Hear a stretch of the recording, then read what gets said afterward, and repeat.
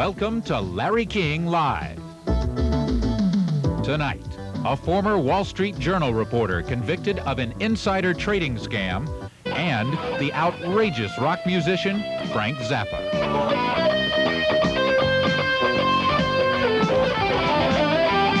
Next guest, we don't have really enough time to spend with him. We will promise you other appearances on both television and radio. For the formidable rock musician, publisher, composer, father of future stars, Frank Zappa. Mr. Zappa has become a cult hero and has remained at the top for a long, long time. Rather than just hopscotch all over the board, we'll touch some current areas. And if you'd like to talk to Frank Zappa, the area code is 202, the number 342-6900. I'm going to try to see if you can see this. Mr. Zappa has published his own warning and guarantee to go on record albums. What is this about, Frank? Well, could I read it, or would you read it, or? All right, it says, this album contains material which a truly free society would neither fear nor suppress. In some socially retarded areas, religious fanatics and ultra-conservative political organizations violate your First Amendment rights by attempting to censor rock and roll albums. We feel this is unconstitutional and un-American. As an alternative to these government-supported programs designed to keep you docile and ignorant, Barking Pumpkin is pleased to provide stimulating digital audio entertainment for those of you who have outgrown the ordinary. The language and concepts contained herein are guaranteed not to cause eternal torment in the place where the guy with the horns and the pointed stick conducts his business. This guarantee is as real as the threats of the video fundamentalists who use attacks on rock music in their attempt to transform America into a nation of check-mailing nincompoops in the name of Jesus Christ. If there is a hell, its fires wait for them, not us. You sound angry, Frank. Well, I am. I resent encroachments on the First Amendment because I'm a constitutional fundamentalist. And these encroachments are taking place how? Well, they take place every day, but especially since the Reagan administration has taken power, I believe he must owe an awful lot to the group of video evangelists that he does business with. Because they're talking about rock music and lyrics and what's on records and what kids are listening to. It's not just that, because the influence of fundamentalist theory, let's call it, in American politics is, I think, beyond the limit of what the government should tolerate in terms of church meddling. After all, these people pay no taxes. They're getting a free ride. The IRS can't look at their books. And you've got a president that owes them a lot because they use their television stations to help get him in. They have a right of free speech, which you would defend. I defend. And they have a right to say, I think Frank Zappa's lyrics are bad. Of course. Okay. But they do not have a right to pass legislation or influence legislation which influences my life or the lives of people who don't agree with their point of view just because they've got an in Washington, D.C. And they keep putting up this smoke screen about government meddling in religion, but really it's religion meddling in government because of the economic influence there. Now, what is their goal, do you think? They want to ban albums? No, their goal is to take over the United States the same way the Ayatollah took over Iran. You believe that? I believe it. All right, in the music area, what is their goal? Their goal, well, they're using the, right now you have a cotton candy news story about censorship of rock lyrics. They want to rate rock albums, not country and western albums, because country and western music is like God's music, so you don't touch that. But any rock and roll album that has lyrics that describe explicit sex, body function, violence, what they call Satanism, all this, they want to put labels on it. Like movie ratings? Like movie ratings, yes. So that the parent would say, this has a B, don't buy this. It would, well, it's not like a B. They have, for drugs and alcohol, they have a D/A. All right, and we all know the country and western songs are full of drugs and alcohol and divorce and, you know. But it wouldn't affect country and western. Well, how do you know that? Because I debated a woman named Candy Stroud on the CBS Night Watch Sunday night debate, which will air next Sunday. And I asked her that question on the air. She said no. It would not be on country and western, only rock. That's right. And who would determine the rating?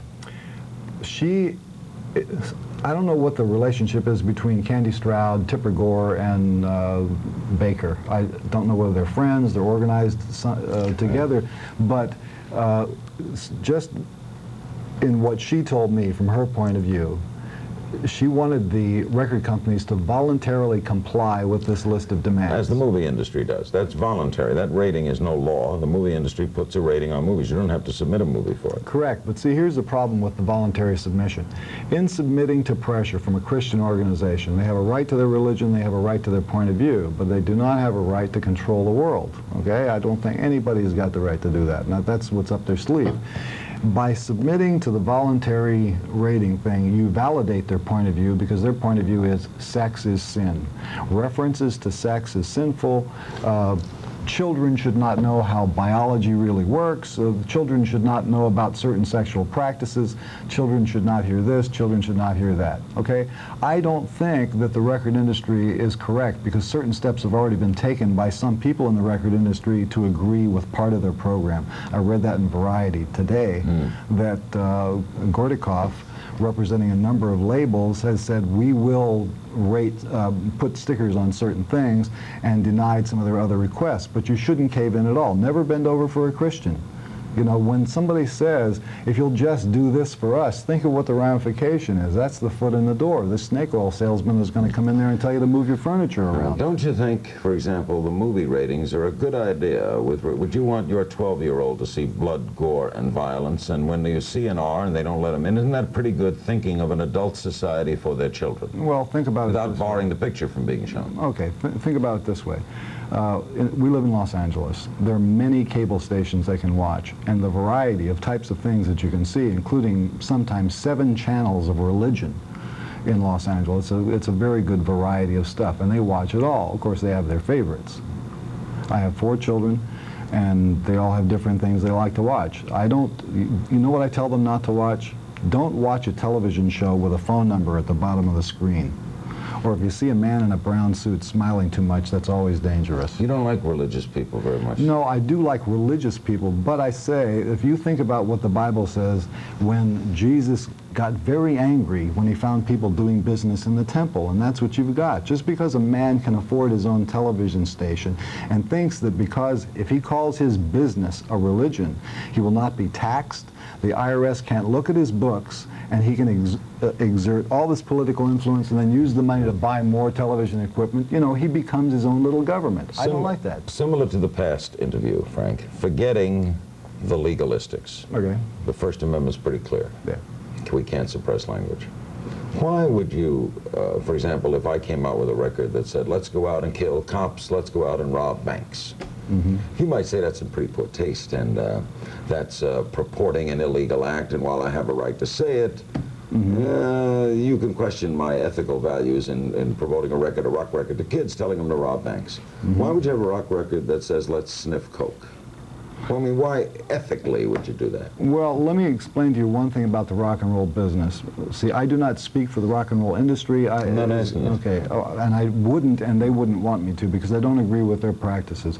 Basically, the rock and roll industry is a business that sells whatever product they can sell, and it's the law of supply and demand. If somebody wants to hear a record that says, let's go sniff cocaine, they're going to buy it, because they are sniffing cocaine.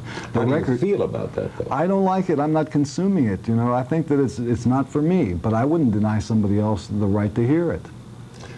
I don't think of it as music. An adult society has to do with regard to children? Sure, they should protect the welfare of the children, and one of the things that you do for a child is prepare that child for the real world by giving it the type of information it needs in order to deal with the real world. So that when they hear let's sniff coke, they don't go out and sniff it. That's right. Because they've been prepared right, not because the record told them to do it. Right. We will take your phone calls for Frank Zappa. He has many thoughts on many things, and I promise you on the next visit, either here, radio, wherever, we're going to be here a long time. We'll talk about lots of other things. We'll take your phone calls for Frank at 202-342-6900, all lines going, right after this.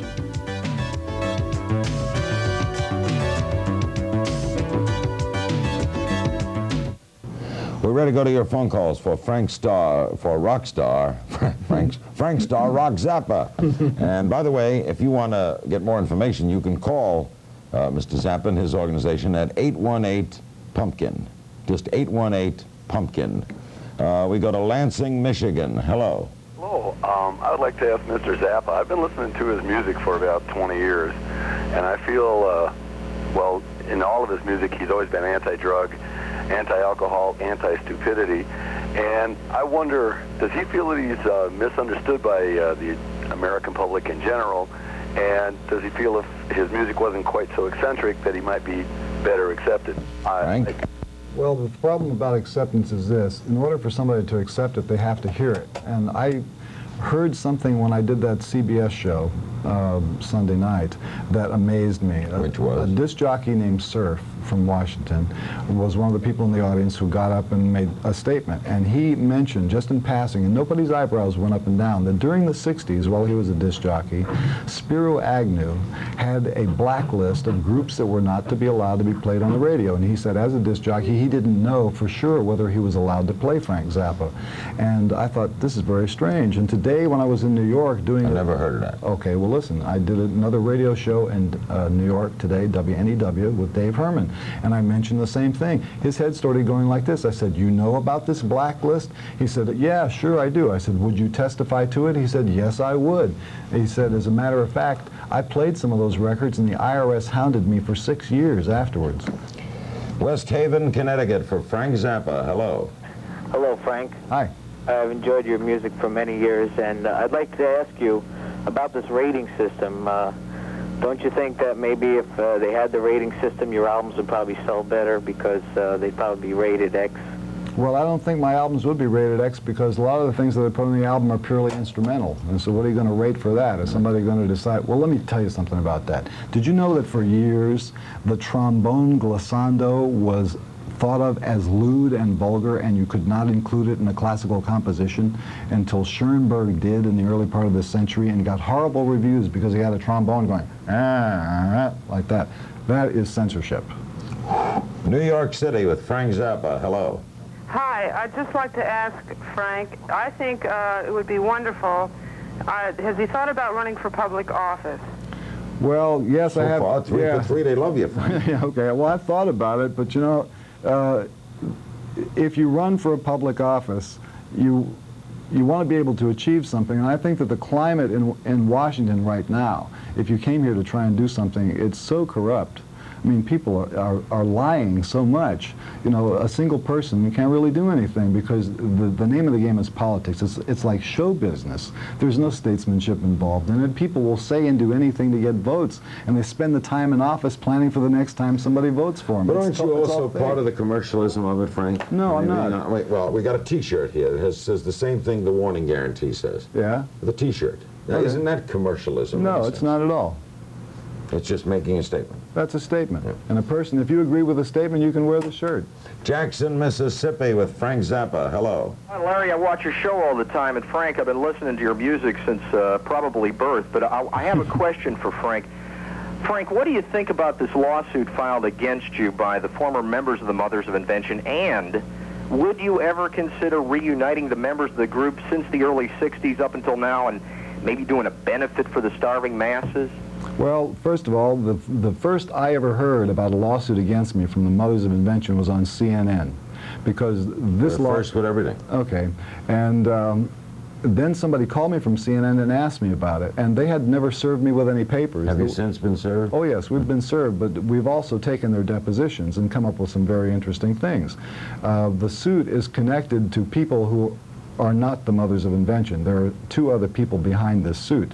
It's a situation where they have a contingency fee lawyer who's out trying to drum up a class action suit. And the documents that we said, okay, you want to sue me? Bring in the documents and show me your point of view. The first day, Don Preston walked in with a box of documents, and they were all supplied by my former manager, and the documents were the suit that I had against Warner Brothers. It was just the papers he had in the closet. It's all bogus. I don't want to get off track involved with that. Might you ever get back together? No. No chance. No. College Park, Maryland. Hello. Hi, I'm a 13-year-old fan. Oh, good. How do you come up with your music and lyrics and produce them so quickly on vinyl? Well, actually, they don't get produced very quickly on vinyl. They all take a lot of time, and coming up with the lyrics is not too hard because I watch CNN a lot, and you can't believe some of the things you hear. There's a lot of stimulating material here. I mean, if you watch CNN all day, you can get a whole album just... You parodying could, the yeah, you news? could. Yeah, well, it's not just parodying it, but there are things that you could say about it. Do you always deal with social issues? No, I deal with folk music type issues. For example, if somebody in the band does something that I think is unusual human behavior, I deal with human behavioral situations, okay? Social issues sometimes are those things expanded big. But a guy in the band might say or do something funny, and just like in a folk song, it would be recounted as a story. Did your daughter invent the Valley Sound? What do you mean, that language? Yeah. No, she's just doing reportage. That existed. The kids that she went to school with talked that way. But she was the first to do something musically with it? Right. Our guest is Frank Zappa. We'll be back with our remaining moments right after this.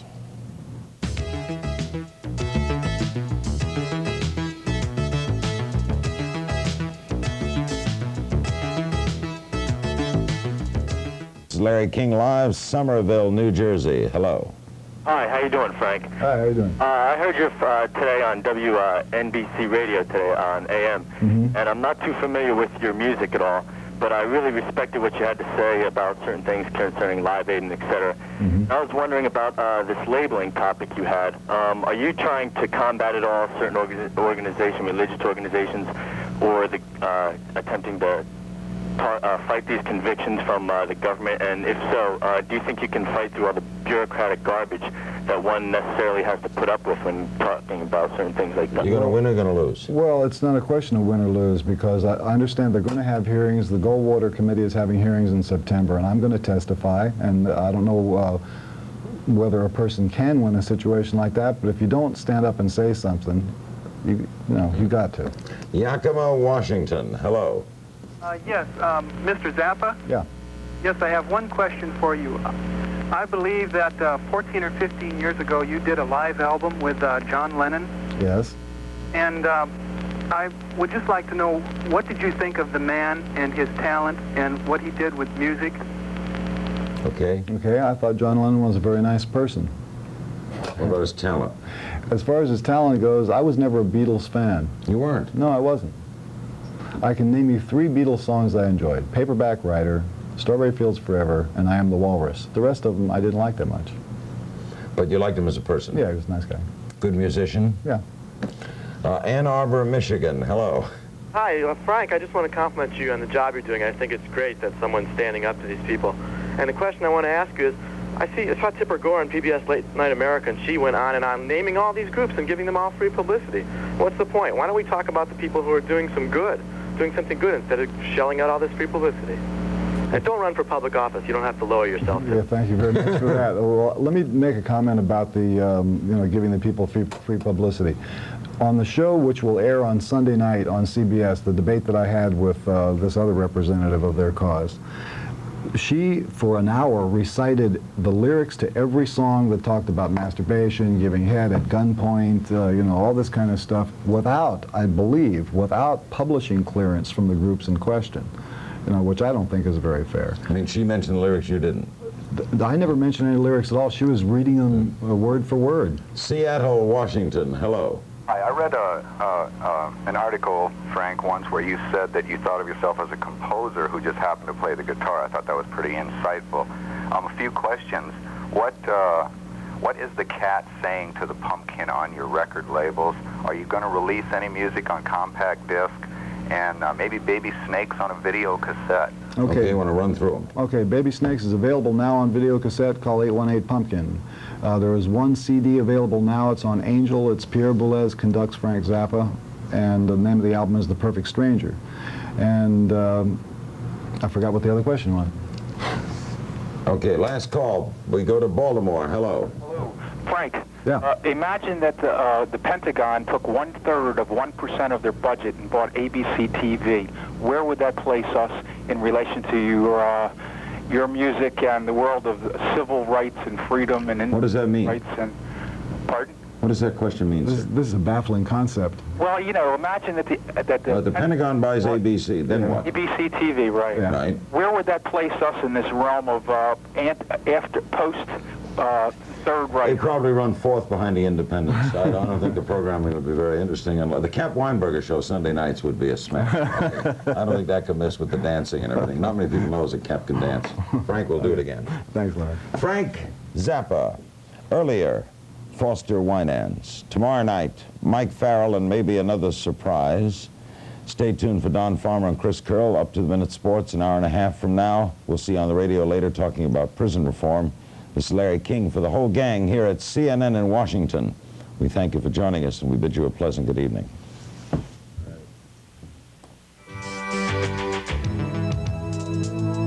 If you would like to comment on tonight's program, write to CNN Larry King Live, 2133 Wisconsin Avenue Northwest, Washington, D.C., 20007.